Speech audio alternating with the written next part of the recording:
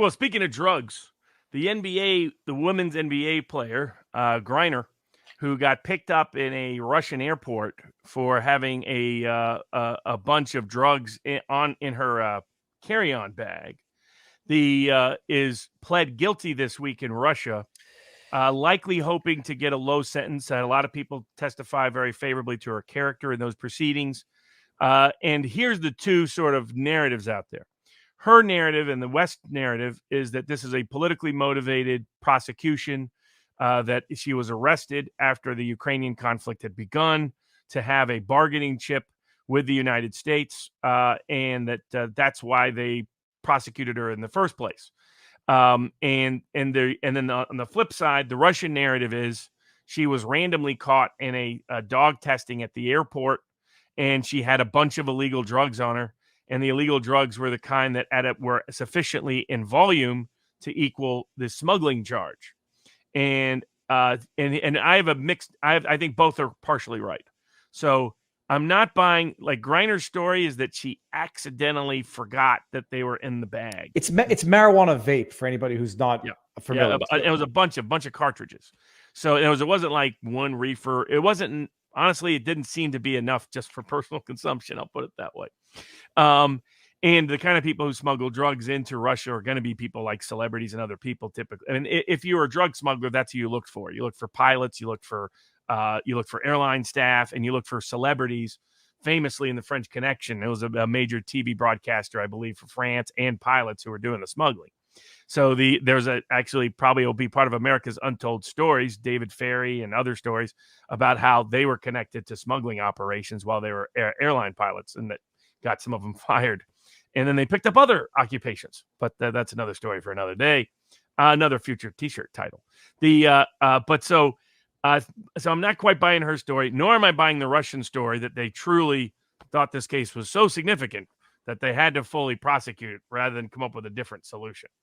I think it is a bargaining chip because of people. There have been a good number of Russians that have been, particularly the Russiagate era, but even before then, that were targeted by U.S. authorities, probably for political purposes, that are Russian natives or once were Russian natives who are in U.S. prisons. And so and this was all happening in the context of the sanctions and the rest. So, but she did plead guilty. The assumption is that there's going to be a negotiated return with the United States there's going to be some swap. But I think both sides have a claim. Well, she really did have way too many. Put it this way: if she'd done that in the U.S. and it was the kind of, like, there's some states that don't really meaningfully care about that, and depends on the jurisdiction. But we've prosecuted people for less over time, to give an example. I wanted to bring up one chat here. Maybe don't be stupid and smuggle drugs through. This is the thing. Not in your carry-on bag. Not that many. Not have like however many cartridges she had. Let's just say it was a lot. Makes it worse. Plus, she had been to Russia multiple times before, played, so she would have known the laws. I want to bring this up, Robert, because this is fantastic. Now, I think a lot of these drug laws are stupid, just to be out there. On the outside. And don't go to countries that don't have habeas corpus as a rule of law. Don't go to countries that might imprison you for 10 years or 13 years hard labor for stealing government propaganda from a hotel.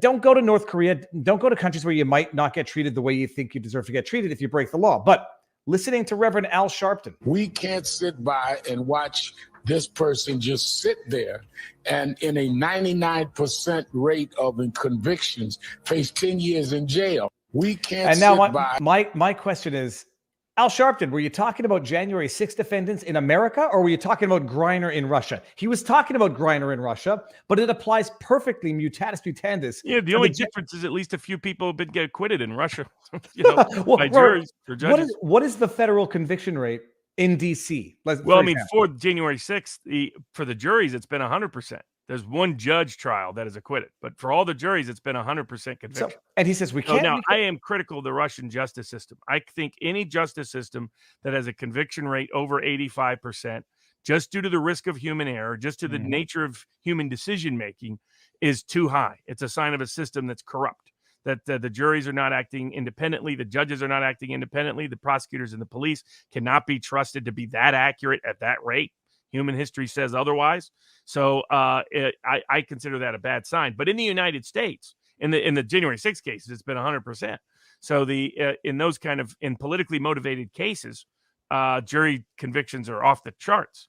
I mean, in the cases I handled in tax cases that were politically contaminated cases, the norm against lawyers not named Barnes is over 95% conviction rate. They have about a 50% affirmed conviction rate, prison rate against me, but against everybody else, they do time. So but it is it's a good comparison, because there is, how horrible it is that you have a politically motivated prosecution and somebody serving any time in jail with then you should be complaining about January 6th, Al, as opposed to some of Al's history of who he did promote in the past. 10 years in jail is for such an inconsequential crime. Isn't the I still liked Al better when he was fat.